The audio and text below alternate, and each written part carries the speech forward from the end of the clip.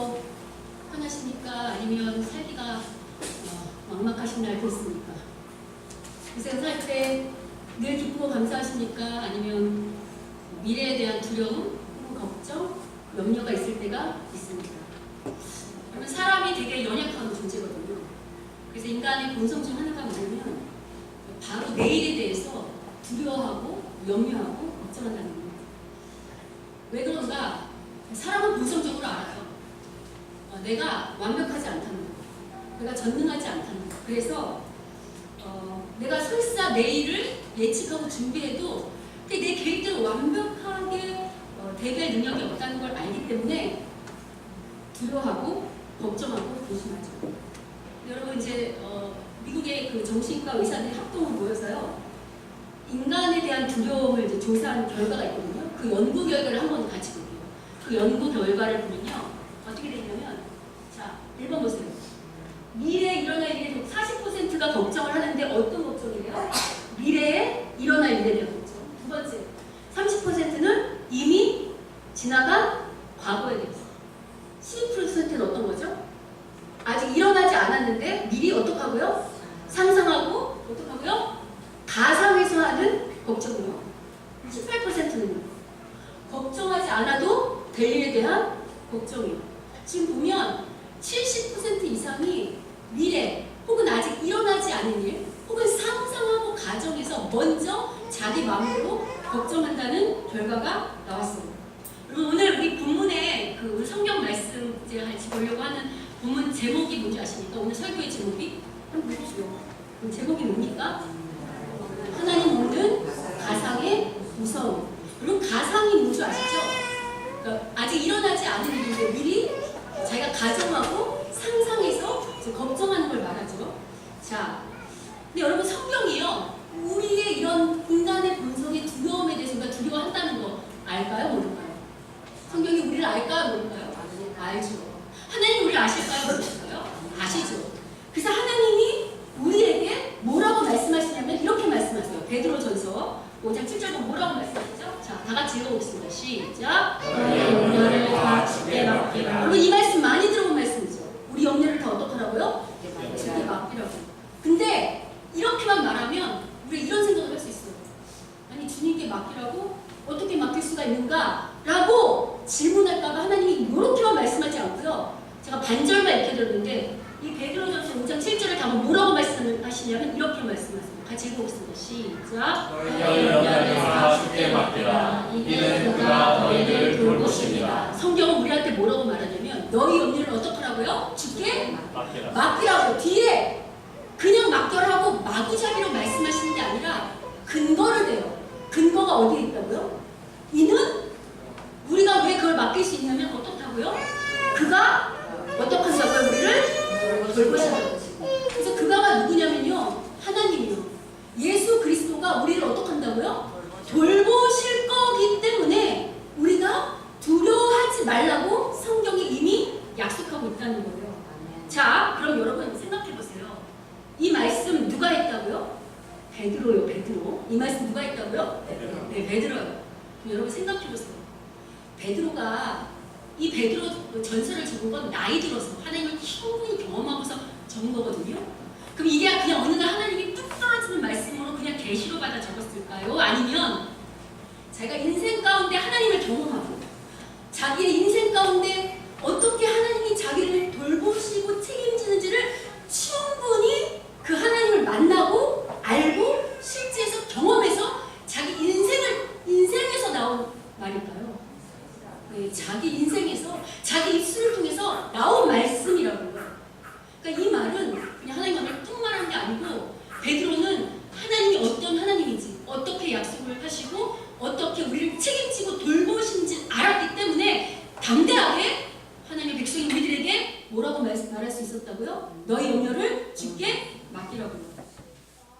근데 문제는 뭐냐면 여러분, 하나님을 모르는 백성들은 이런 말씀을 알까요? 모를까요?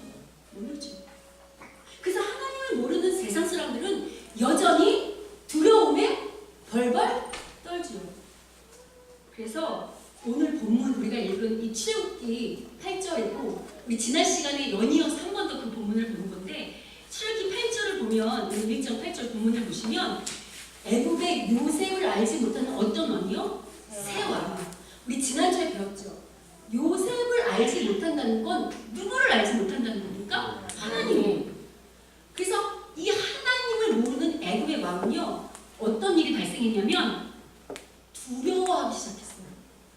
애굽 왕이 뭘 두려워했는지가 10절부터 등장하는데요. 이스라엘 백성을 보고 벌벌 두려움에 떨었는데, 자, 10절 같이 한번 읽어보겠습니다. 1절 10절 읽겠습니다. 시작. 자, 우리가 그들에게 대하여 지혜롭게 하자. 두렵건대 그들이 더 많게 되며 전쟁이 일어날 때에 우리 대적과 합하여 우리와 싸우고 이 땅에서 나갈까 하라. 지금 하나님을 알지 못하는 애굽의 새로운 왕이 두려워한 게 뭐냐면 이스라엘 백성이 생육하고 번성하고 강하여지는 걸 보면서 두려워했죠. 근데 두려워한 내용이 뭐냐면 그 중간에 나오죠. 그들이 더 많게 되면 뭐가 일어난다고요? 전쟁이요. 전쟁이 날 때 우리의 적군과 이스라엘이 손을 잡고 우리를 대적할 뿐만 아니라 이 땅에서 어떻게 한다고요? 이 애굽 땅에서 이스라엘이 나갈 거라고 지금 걱정해요. 이런 걸 왜 걱정하냐면 단순히 군사적인 목적뿐만 아니라 애굽의 이스라엘 백성이 수가 많았잖아요. 그리고 우리의 노동자 수가 빠져나가면 뭐에 타격을 입을까요? 경제요. 그러니까 애굽의 경제에 타격을 입을까 봐 걱정을 하는데요. 잘 보시면 흥미로운 건 지금 이 애굽 왕이 걱정하는 거, 전쟁이 나서 손을 잡거나 탈출할까 봐 걱정하는 이 문제, 일어난 문제입니까? 아니면 애굽 왕이 스스로 가상에서 두려워하는 것입니까? 자기가 미리 상상함으로 두려워하는 것 보이십니까? 물론 여러분, 한 나라의 왕이 미래를 잘 준비하고 계획하는 건 당연한 일이에요. 그러나 미래를 준비하고 계획할 때 그 상황을 잘 염두에 둬야 되는데요. 당시 고대 자료에 보면요, 이스라엘 백성은요, 애굽하고 어떤 적대적인 관계도 형성하지 않았을 뿐만 아니고요. 여러분, 이스라엘 백성이 애굽에 살던 땅이 어디였냐면 변두리인 고센 땅이었어요. 거기서 애굽 사람들은 유목민으로서 묵묵히 주어진 일을 잘 감당하면서 오히려 애굽 사람들이 하기 싫어하는 마치 오늘날 우리 이 한국의 우리 젊은이들이 하기 싫어서 이주 노동자들이 와서 대신 그 일을 함으로 우리의 필요를 채워주는 것처럼 이스라엘 백성은 묵묵히 자신들의 일을 했던 그런 온유한 백성이었다고요. 그리고 무엇보다도 애굽의 왕이 지금 하나님을 모르니까 뭘 놓치고 있냐면요. 지금 애굽 왕은 이스라엘 백성이 생육하고 그 다음에 번성하고 땅이 충만하는 걸 두려워했죠. 근데 이 애굽의 왕이 뭘 놓쳤냐면, 여러분, 하나님이요, 이스라엘을 생육하고 번성하고 땅이 충만케 하도록 축복하신 거 이스라엘만을 위한 축복일까요? 아니면 그 이스라엘을 축복함으로 말미암아 그 축복이 애굽까지 온 땅에 넘치도록 하시려고 했던 건가요? 애굽도 축복하시려고 했던 거라고요. 그걸 어떻게 알 수 있냐면, 이게 어떻게 하나님 뜻인지 알 수 있냐면, 우리 창세기 1년 몇 개월 동안 배웠죠. 요셉이 총리된 거예요. 여러분 기억하시죠? 요셉이 총리된 것이 이스라엘 백성에게만 복이 됐습니까? 아니면 애굽에게도 복이 됐습니까? 애굽에도 복이 됐습니다. 여러분, 요셉이 총리가 되면요, 애굽의 많은 백성들을 기근에서 구했을 뿐만 아니라요, 우리 그동안에 잘 조근조근 살펴봤죠. 요셉이 총리가 되고 세금제도 몇백 년이 지나도 그렇게 탄탄한 행정의 세금제도 만들었던 거 기억하십니까? 뿐만 아니고 그 토지제도도 새롭게 개선함으로 말미암아 그게 애굽의 왕 바로에게도 유익이 됐던 거 기억하십니까? 더군다나 거대한 곡식 창고를 지으로 말미암아 애굽의 어떤 그 건축물의 어떤 그런 발전도 요셉이 꽤 했다고요. 그러니까 전에 우리가 말했잖아요. 지난주에 요셉을 총리를 세웠던 애굽의 왕은 요셉을 보고 애굽의 총리를 세웠다고 했습니까? 요셉만 보고 세웠다고 했습니까? 아니면 누구를 보고 세웠다고 했죠? 요셉 배후에 있는 하나님이요. 그래서 우리 지난주에 성경 찾아봤잖아요. 애굽의 왕 바로가 요셉을 총리를 세울 때 뭐라고 얘기했냐면, 저는 누구의 영에? 하나님의 영에 감동된 자다.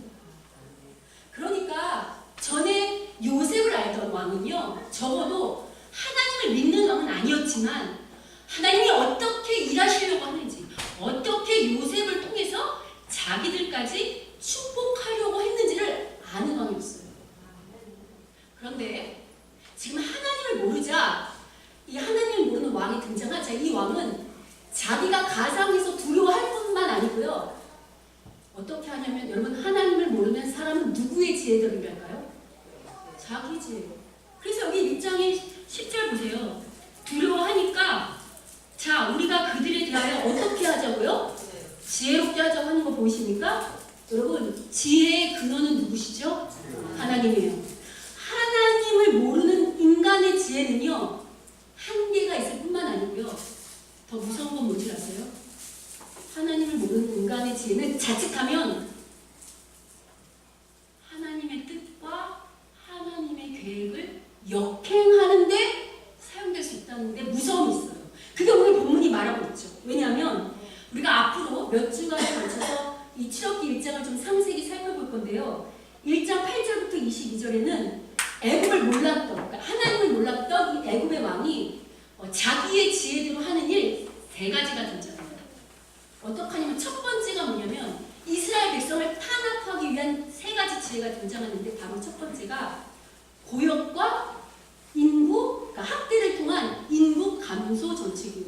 뭐라고요? 고역이 뭔지 아시죠? 아주 어려운 힘든 일 시키고 그 다음에 학대를 해서 인구를 감소시키는 거. 그래서 여러분 11절 보세요.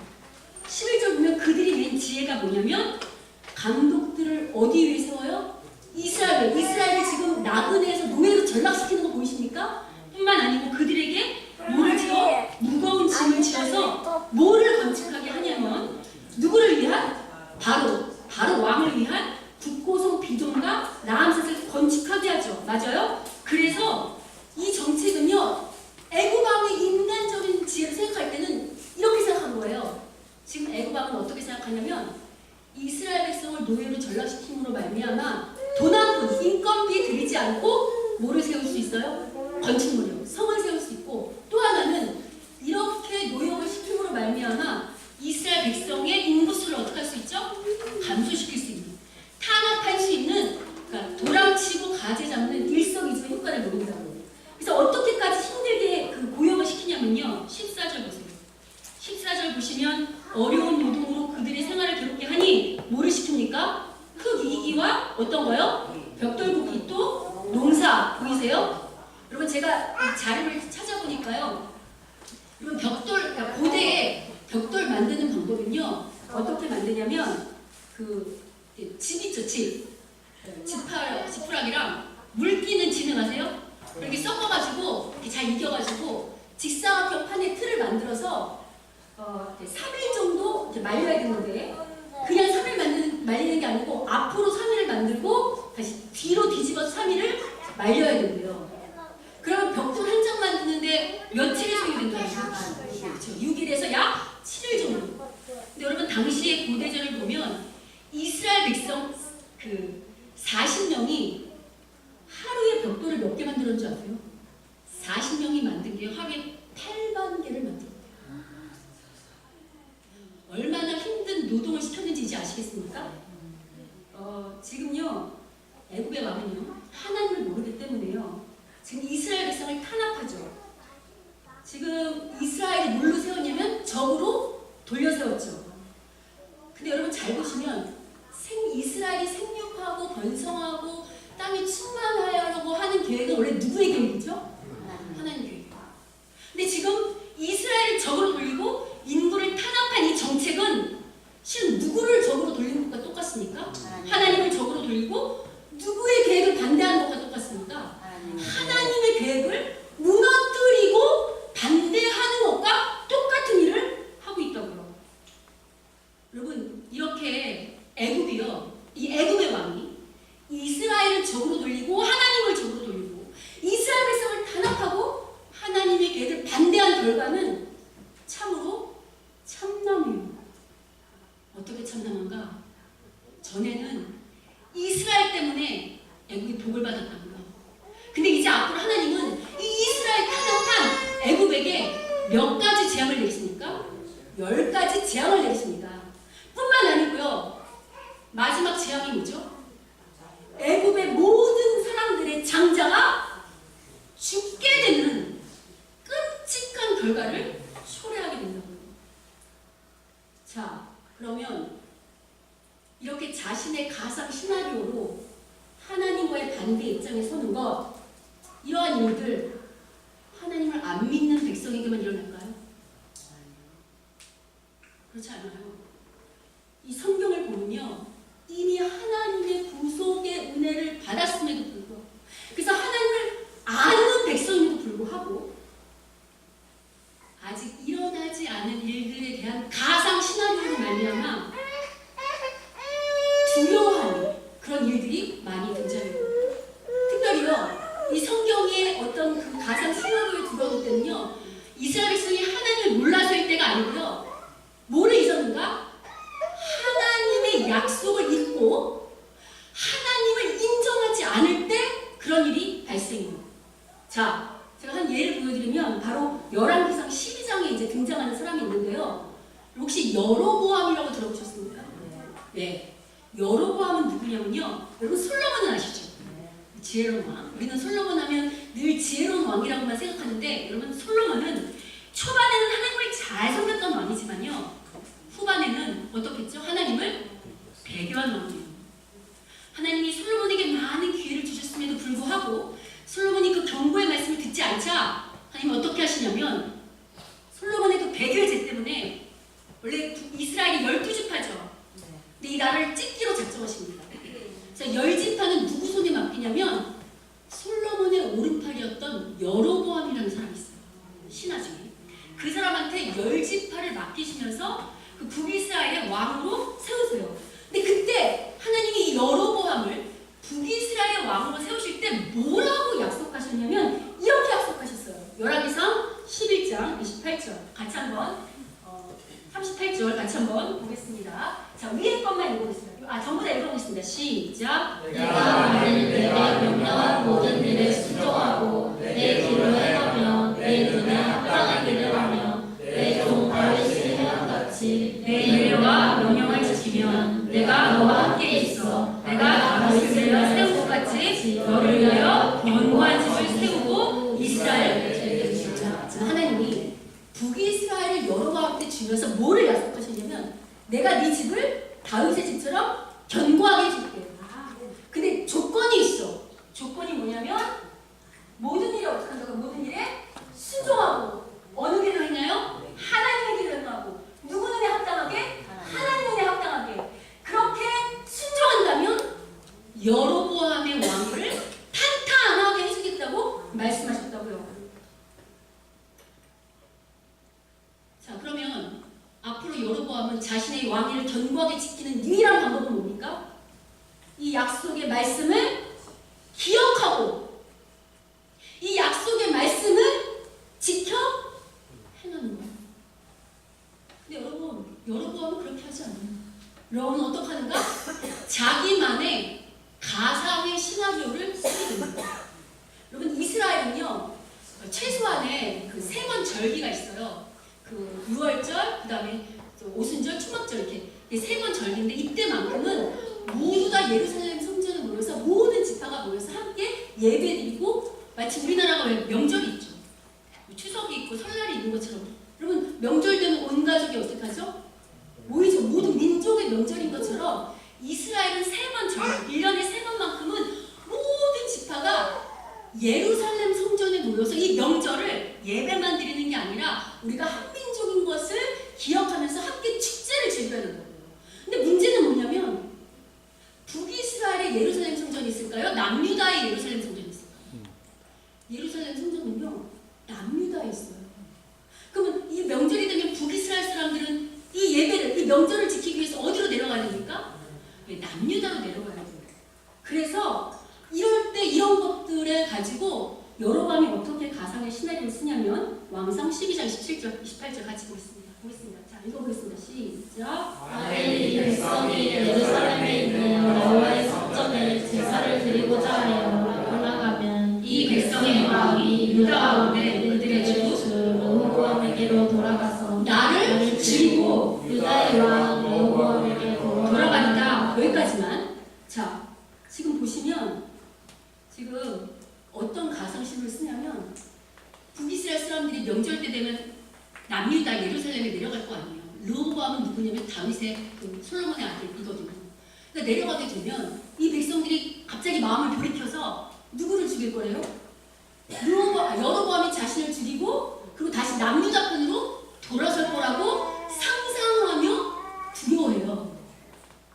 그래서 어떤 일을 하냐면, 자 28절 보겠습니다. 어떻게 하냐면, 자 읽어보겠습니다. 시작. 계획하고 두 금송아지를 만들고 우리에게 말하기를 너희가 다시는 예루살렘에 올라갈 것이 없도다. 이스라엘아, 이는 너희를 애굽 땅에서 인도하여 올린 너희의 신들이라 하고 하나는 베델에 두고 하나는 아내에 두리라. 지금 여로보암이 가상의 시나리오의 두려움으로 자기만의 계획을 세우는데 어떤 계획을 세우냐면 예루살렘 성전에 내려가지 못하도록 자기 마음대로 하나는 베델은 남유다의 맨 마지막 북이스라엘의 맨 마지막 경계 지역에 있고요. 다는 맨 위에 있는 거예요. 위아래로 가지 못하도록 뭐를 만듭니까? 우상의 신전을 만드는 것입니까? 마치 애굽의 왕 바로가 자기의 계획대로 자기의 지혜대로 일을 처리하는 것처럼 여로보암이 두려움에 가상의 두려움 때문에 자기 마음대로 뭘 만든다고요? 만들지 말아야 될 우상의 신전을 만들었습니다. 여러분 제가 아까 말씀드렸죠. 여로보암이 두려울 때 여러분이 해야 될 일은 뭐였을까요? 이런 두려움이 연습할 때 내 왕이가 견고하지 않으면 어떡하지? 사람이니까 두려워할 수 있잖아요. 그럴 때 여로보암은 뭐를 해야 됐을까요? 기도지만 좀 더 구체적으로 말씀하면 하나님의 약속의 말씀을 기억해야 했습니다. 그 말씀을 기억하고 지켜야 했어요. 하나님이 조건으로 내는 건 뭐죠? 내 율례와 내 명령에 순종해라. 내가 보기에 합당한 길로 하기만 한다면 내가 네 미래를 책임진다. 지금 여로보암이 하나님을 약속을 잊어버리고 하나님을 인정하지 않는 순간 자기만의 우상을 만드는 거 보이십니까? 자, 그러면 이렇게 우상 숭배하는 여로보암 하나님이 그냥 두실까요? 그렇지 않아요. 그래서 어떤 일이 발생하냐면 왕상 13장 34절 보겠습니다. 읽겠습니다. 시작. 이 일이 여로보암 집에 죄가 되어 그 집이 땅 위에서 끊어져 멸망하게 되니라. 지금 보면 여로보암 집에 뭐가 돼요? 죄가 돼서 그 집이 끊어져 멸망하게 되는 거 보이십니까? 자, 그럼 여러분 왜 이렇게 생각할 수 있어요? 아, 목사님, 여로보암은 열왕기 그 상에 나오는 사람이니까 이스라엘이 출애굽한 지 800년이 된 시간이 지난다니까 아마 신앙이 좀 타락하고 변질돼서 그런 것 같아요 라고 질문하실 수 있는데요.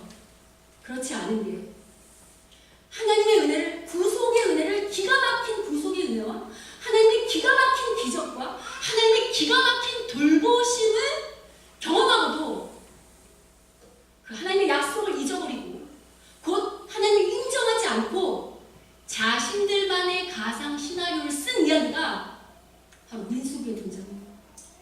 민수기 13장에 보면 우리가 여러 번 들으신 분은 알겠지만 가나안 정탐꾼 사건이 등장합니다.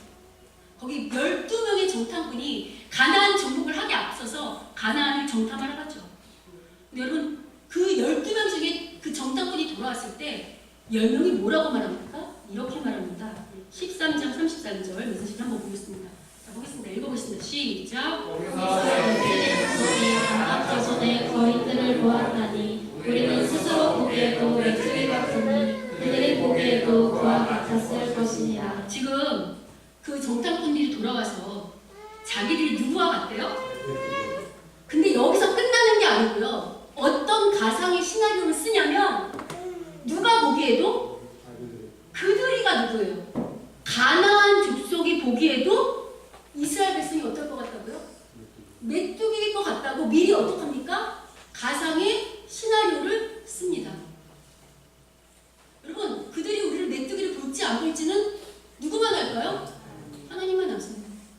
근데 이런 가상 시나리오를 썼을 때 지금 10명밖에 안 되잖아요. 그럼 이런 얘기를 듣는 이런 얘기로 공포심을 조장하는 이런 사람들이 이런 얘기를 했을 때 이스라엘 백성은 뭐라고 얘기했을까요? 아니다.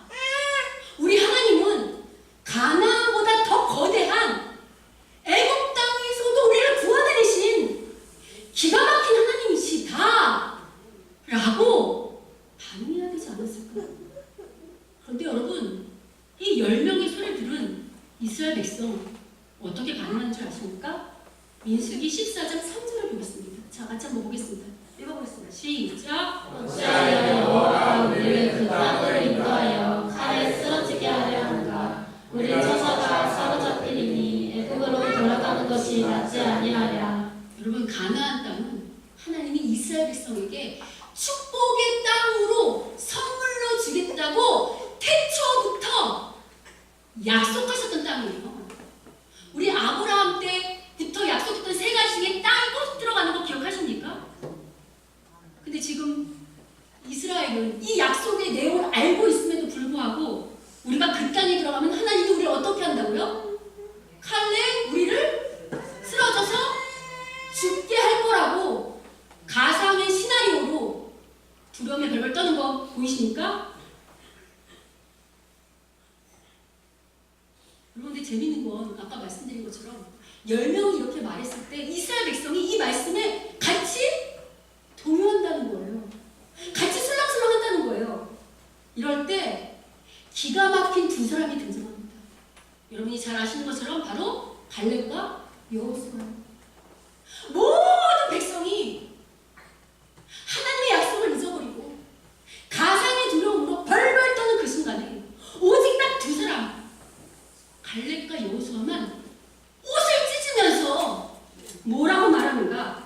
이렇게 말합니다.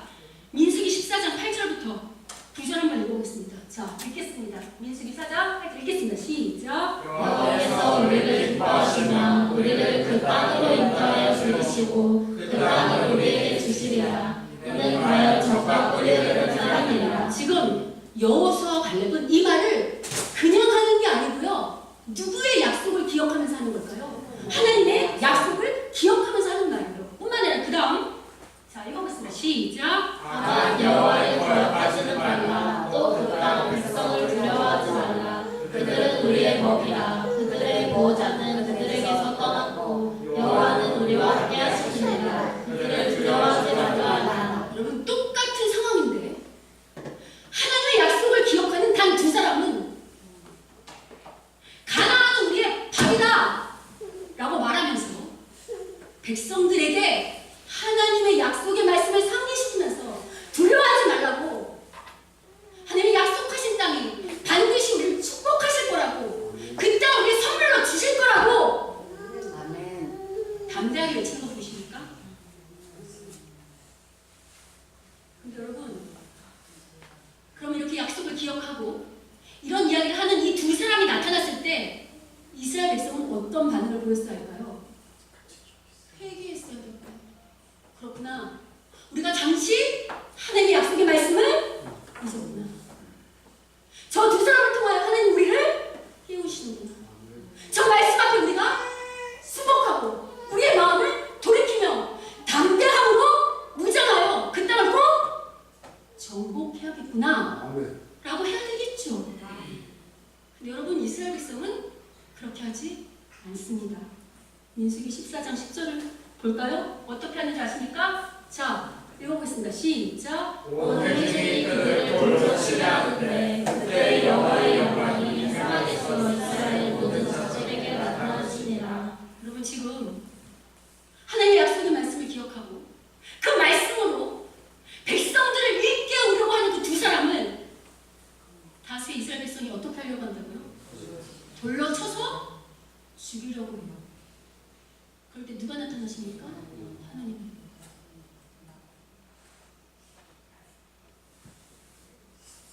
여러분, 재밌는 게 있어요.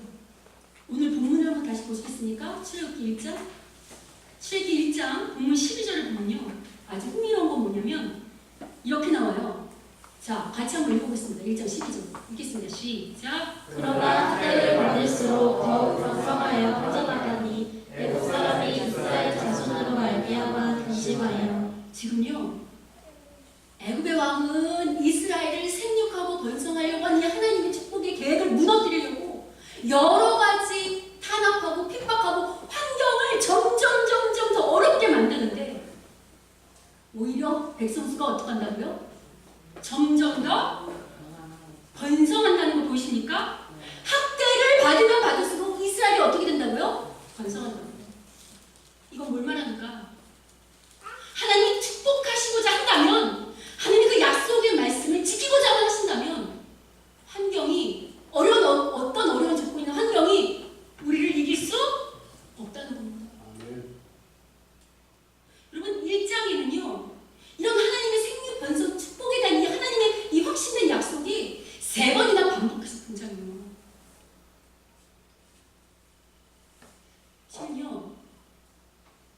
저희 엄마가 나이가 좀 있으시고 아시죠? 저희 어머니는 아직 예수님을 이렇게 영접하지 잘 않으신 거. 그리고 나이 드신 엄마가 저와 같은 딸을 볼 때 걱정하는 게 뭐가 있냐면 여러 가지 있겠지만 뭐를 많이 걱정하셨냐면요. 제가 집이 없는 걸 늘 걱정하셨어요. 우리 딸이 나이는 점점 먹어가는데 집이 없다는 걸 늘 불안해하고 두려워하셨어요. 그 다음에 나이 들면 어떻게 떠돌이가 될까 싶어서. 그래서 어떻게 하셨냐면 이 시나리오를 걱정하신 어머님이 실은 이제 저희 엄마가 저보다 이런 어떤 경제적이나 이런 사회적인 더 훨씬 이렇게 기민하시거든요. 근데 당시 그러니까 작년에 인천에 그 대대적인 임대아파트, 새로 짓는 임대아파트 계획사업이 있었어요. 근데 제가 인천에서 참 오래 살았거든요. 30년 이상 살았고 남구에서만 그것도. 그래서 여러 조건이 될 때 제가 1순위예요. 그러니까 엄마가 볼 때는 그 아파트에 들어갈 때 아주 최소의 비용으로 아주 최소의 관리비로 제가 여생을 보내기 너무 좋은 평수의 집이 있는 거예요. 그래서 어머님이 저한테 뭐라고 하시냐면 작년에 거기 원서를 넣으라고 이렇게 있는 거 있죠. 서류 제출하라고. 근데 제가 그거를 엄마랑 이렇게 다투면 실행을 하면 싫어하실까봐 원서를 이렇게 서류를 넣었어요. 제가 붙었을까요? 안 붙었을까요? 붙었어요. 근데 제가 어머님한테는 뭐라고 했을까요? 떨어졌다고 했어요. 왜 그렇게 말합니까? 여러분 목사도 사람이에요. 목사는요 하나님을 붙들일 사람, 그럼 여기 떠나야 되는 사람이라고. 목사라고 미래에 대한 두려움, 내가 나이 들어서 떠돌이가 되면 어떡하지? 내가 나이 들어서 머리 들고 쫓아왔으면 어떡하지? 라는 두려움이 있을까요? 없을까요? 없지요. 그러나 그건 아직 일어나지 않은 일이고 성경의 말씀에 제가 누리진 않더라도 적어도 당신의 자녀는 누가 책임진다고요? 하나님이요. 그럼 저는 미래를 걱정하며 그 집에 투자를 해야 할까요? 아니면 오늘 이 교회에 담임 목사에 치중해야 될까요? 제가 수원으로 주소를 이전해야 되잖아요. 제가 여기 살아야 되잖아요. 제가 그 집을 만약에 계약하게 되면요, 저는 불법을 저지르게 돼요. 거기 못 살잖아요. 다른 사람을 들여와야 되죠. 그건 나라가 허락하지 않는 불법이에요. 하나님이 좋아하실까요? 싫어하실까요?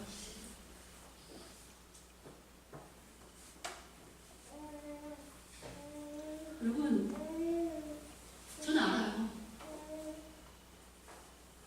집이 없어서 미래가 불안한 그 두려움보다요, 아직 일어나지 않은 일 때문에 오늘 내게 약속하신 그 하나님의 말씀을 잊어버리고 그 하나님의 계획과 목적에 역행하는 삶을 사는 게 더 무섭고 두려운 일이라는 것을 저는 안다고. 여러분 어떠세요? 여러분 지금 여러분의 가정 속에서, 우리 청년들도 마찬가지고 여러분의 미래 가운데 우리 교회를 놓고 무엇을 두려워하고 무엇을 걱정하고 계십니까? 여러분 제가 목회를 하면서 가장 두려운 게 뭔지 아십니까? 물론 우리 성도들이 다 잘 살았으면 좋겠고 우리 교회가 직면한 문제들이 있잖아요. 제가 여기서 이제 다니는 지 아직 2년이 채 안 됐지만 성도들도 더 많이 와야 되고 부흥해야 되고 재정도 더 좋아져야 되고 많은 문제들이 있죠. 이전해야 하는 문제들도 있고 물론 그런 문제가 때때로 두렵고 무서울 때도 있죠. 근데 정말 두려운 것은요, 제가요 하나님의 약속을 잊어버리는 목사가 될까봐 무서워요. 제가요 하나님의 약속을 믿지 못하는 믿음 없는 목사가 될까봐 더 무섭다고요. 저 두려운 건 뭔지 아십니까? 우리 교회 성도님들이 지워진 환경만 바라보다가 정말 기억해야 될 하나님의 약속의 말씀을 잊어버리는 거, 그 하나님을 신뢰하지 못하는 거, 그런 성도가 될까봐. 그래서 이스라엘의 광야 1세대처럼 하나님께 버림받는 백성이 될까봐 그게 가장 무섭다고요. 여러분 우리 가운데 있는 두려움을 좀 점검해보죠. 우리가 정말 마땅히 하나님 앞에서 하나님의 약속을 붙잡고 걱정하고 미래를 위해 준비해야 되는 두려움인지, 아니면 아직 일어나지도 않은 일들에 대해서 가상의 시나리오를 쓰므로 말미암아 미리 앞질러서 걱정하고 내 생각대로 내 지혜대로 그렇게 하는 두려움인지. 여러분 만약에 우리가 마땅히 하나님의 계획과 뜻 가운데서 걱정하고 염려해야 되는 문제라고 한다면 어떻게 해야 될까요? 하나님께 아뢰야죠. 하나님께 기도해야죠. 그러면 하나님이 뭐라고 말씀하실까요? 이렇게 말씀하실 거예요. 마지막 베드로전서. 자, 읽어보겠습니다. 시작. 너희 염려를 다 주께 맡기라. 이는 그가 너희를 돌보시리라. 우리가 기도하면 하나님 뭐라고 말씀하신다고요? 너희 염려를 다 주께 맡기라. 왜요? 누가 우리를 돌보신다? 하나님 우리를 돌보신다는 이 약속의 말씀을 믿을 때, 이 약속의 말씀을 기억할 때 우리 가운데 있는 일어나지 않은 일들에 대한 쓸데없는 가상의 시나리오 오는 그 무서움에서 해방될 수 있을 것입니다. 그래서 여러분, 오늘은 인사를 하는데요, 이 말씀으로 옆 사람하고 인사를 하겠습니다. 염려를 주께 맡기고 하나님 약속 믿고 순종합시다. 자, 인사합시다.